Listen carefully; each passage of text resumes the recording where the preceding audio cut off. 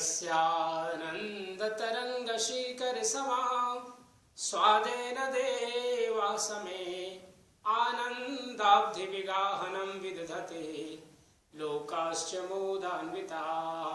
सत्ये सहसै सद्गुरुर्विजयते कारुण्यलीलाधरो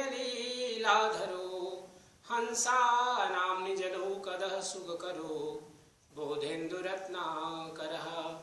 यो ब्रह्माणं विदधाति पूर्वं यो वै वेदांश्च प्रहिणोति तस्मै तमः देवमात्मबुद्धिप्रकाशं मुमुक्षुर्वै शरणमहं प्रपद्ये मुमुक्षुर्वै शरणमहं प्रपद्ये। श्री सद्गुरुवे नमः। सोहम हंसा सद्गुरु शरणम। इस जूम सत्संग के माध्यम से जुड़े हुए हमारे आदरणीय सभी महंत साहेबों, आदरणीय विद्वज्जन, भक्त हंसजन, देवियों, सज्जनों, सभी को हमारे श्री कबीर काउंसिल मॉरिशस की ओर से और साथ ही साथ मॉरिशस के हमारे सभी महंत साहेबों एवं भक्तों की ओर से 3 बार साहिब बंदगी, साहिब बंदगी, साहिब बंदगी, श्री राम कबीर। आज का विषय बहुत ही सुंदर हमारे आदरणीय महंत श्री जय जागेश्वर साहब जी ने रखा है।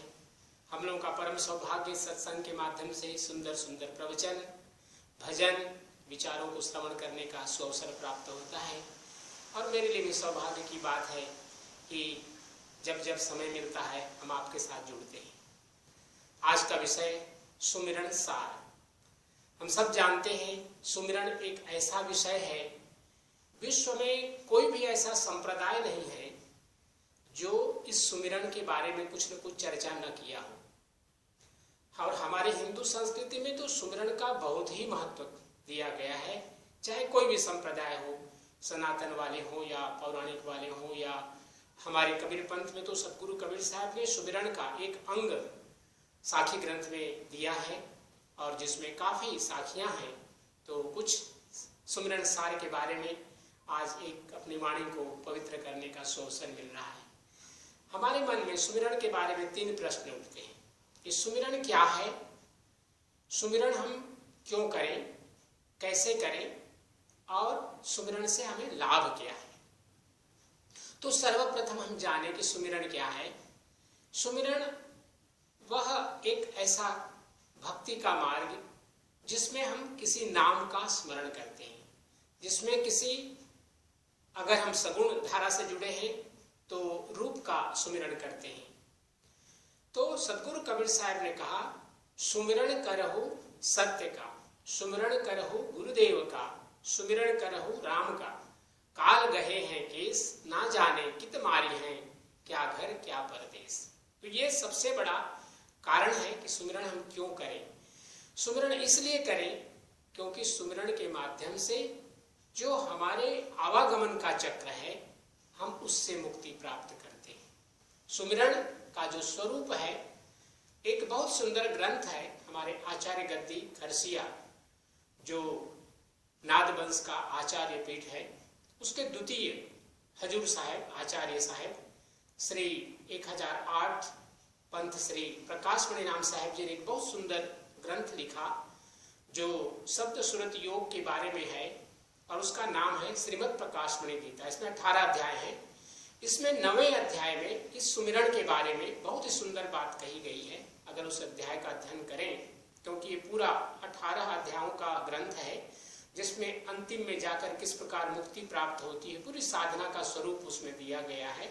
आदरणीय हजूर साहब ने बहुत ही सुंदर और विस्तार पूर्वक इस ग्रंथ के माध्यम से हमारी जो अंतर साधना है इसकी चर्चा की है, जिसमें सुमिरन के बारे में उन्होंने बताया कि त्रिविधो जप यज्ञ सा त्रिविध स्मृतः, अर्थात त्रिविधो जप यज्ञ सा तस्य वेदम निबोधत वाचिकश्च उपांशुश्च मानसस्त्रिविध स्मृतः।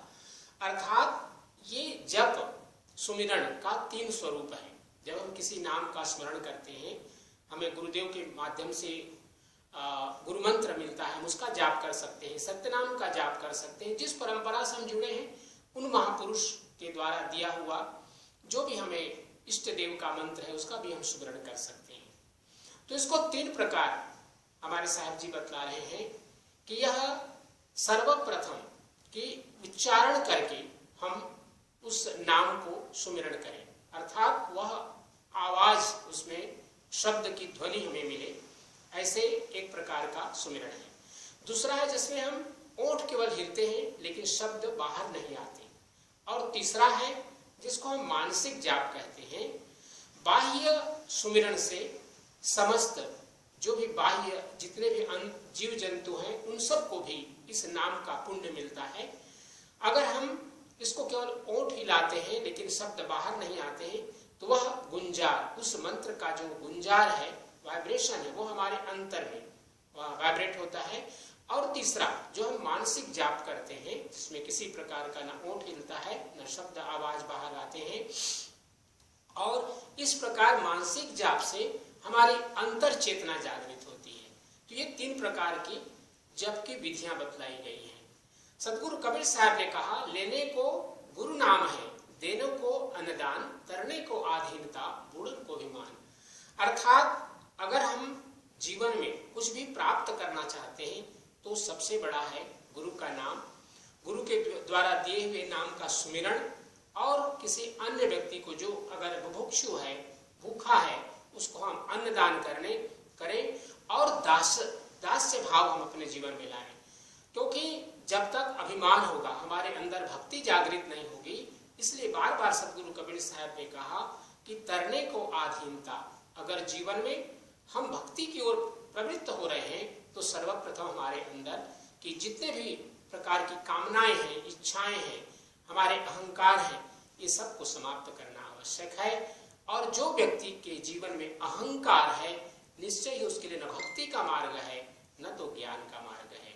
कबीर साहब बार बार कह रहे हैं कि कहे कबीर तू लूट ले राम नाम भंडार, काल कंठ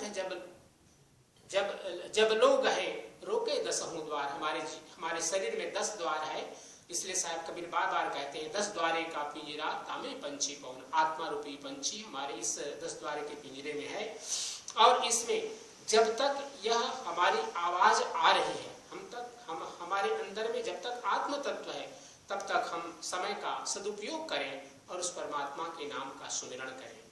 कबीर सूता क्या करे, जागिन जपै मुरारी, एक दिना है सोवना, लंबे पांव पसारी। उस परमात्मा का ध्यान हमारे जीवन में अहरनिश होते रहना चाहिए, प्रातः से लेकर शाम तक और शाम से लेकर दूसरे दिन के प्रातः तक। हम अपने जीवन में जो भी कर रहे हैं काम करें, लेकिन ध्यान हमारा परमात्मा की ओर रहे। तो साहब कबीर कहते हैं कि काम करते रहो, नाम जपते रहो, वक्त जीवन का यूं ही निकल जाएगा। सत्य नाम सत्य नाम सत्य नाम बोल, जय करुणामय सत्य नाम बोल। गुरु का मंत्र है सत्य नाम, अर्थात हम जीवन में सत्य का आचरण करें और सत्य नाम का जाप करें। सत्य नाम को सुमरि के तरि गए पतित अनेक, तेहि कारण नहीं छाड़िए सत्य नाम का टेक। अर्थात अगर जीवन में एक इस सत्य नाम का हम अपने अंदर स्थापना कर लेते हैं तो मान लीजिए कि हमने अपने हृदय मंदिर में एक देव का स्थापना हमने कर लिया, और उसके बाद उसके माध्यम से हम इस संसार को, भवसागर को पार कर लेंगे। सुमिरन की सुधियो करो जो गागर पनिहारी, हालय डोलय सूरत में कहां कबीर विचारी।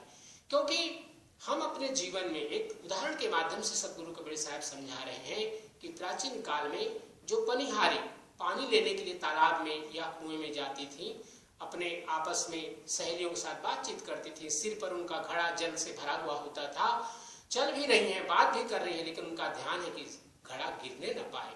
ऐसे ही हमारे जीवन में हम बराबर सदगुरु का सुमिरन करते रहे, गुरुदेव का दिया हुआ नाम मंत्र का सुमिरन करते रहे, और सेवक नयन चकोर। सदगुरु कबीर साहब बार बार कहते हैं गुरु मूर्ति गति चंद्रमा, गुरु का ध्यान करते रहे जिनसे हमने गुरु दीक्षा लिया है, और अंत में हमारी स्थिति ऐसी बन जाए कि हमारे अंदर का मैं समाप्त हो जाए, केवल परमात्मा का ध्यान मैं के साथ जुड़ करके एकाकार हो जाए।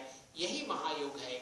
जब मैं था तब हरि नहीं, अब हरि है मैं नाही, सकल अंधियारा मिट गया, जब दीपक देखा माही।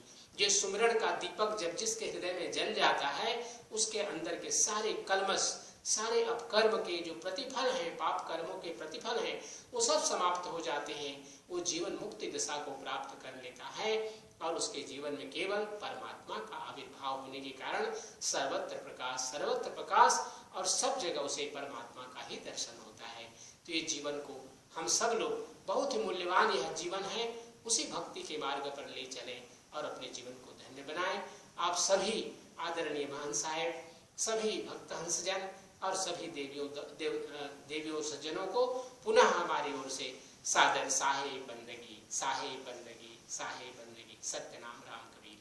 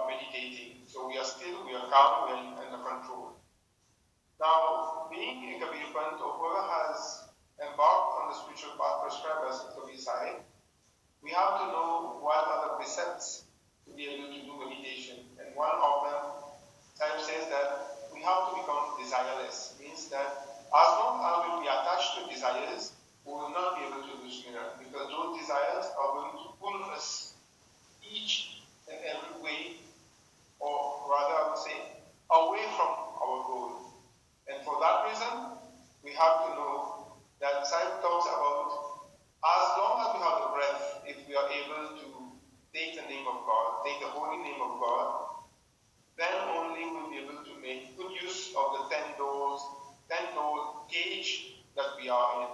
The soul, the spiritual being that we are, is imprisoned in this cage, which we call this physical body, which has 10 doors. 9 doors which we know, but the 10th one, which is the one which leads us to liberation. As long as we have Atma Tattva, which means God's principle, the divine presence of God in us, we can do that. One day will come when we will be sleeping forever, which means that we will be leaving this mortal frame. So then we'll be too late. But as long as we have breath in this body, is when we have to be able to do this. Whatever we do in life, whether we are working, whether we are socializing, whatever we are doing, we can do it. But at no point in time should our focus on God be removed. We should always be focused on God, regardless of what we are doing, whether it's work, whether it's playing, whether it's cooking, whether it's studying, whatever we are doing, we should always be focused on God. Kaam karte raho, naam sunate raho. And the Kabir Sahib has laid the path for us of truthfulness. So as long as we live our life truthfully, and at the same time we connect with Satyanam, which again means the true name or the holy name, we will be establishing in our own hearts the temple of God. This is the way for us to be able to do that. And when he talks about doing everything but at the same time be focused on God, many people might think it's not possible. And so Kabir Sahib gives us lots of illustrations and examples of how we can do that. One of them being the example of how the ladies who go to get water from the well or from the river carry the water, the pitcher of water on their head without holding it with their hands, talking and chatting with their friends on their way. The pitcher full of water on their head, not a single drop of that water spills out of the pitcher. So their focus is still on that pitcher. Although they are talking, they are walking, they are doing all kinds of movements with their body, that pitcher does not fall off their head. So this is the kind of focus that we also have to have on God, regardless of what we are doing, what we have engaged ourselves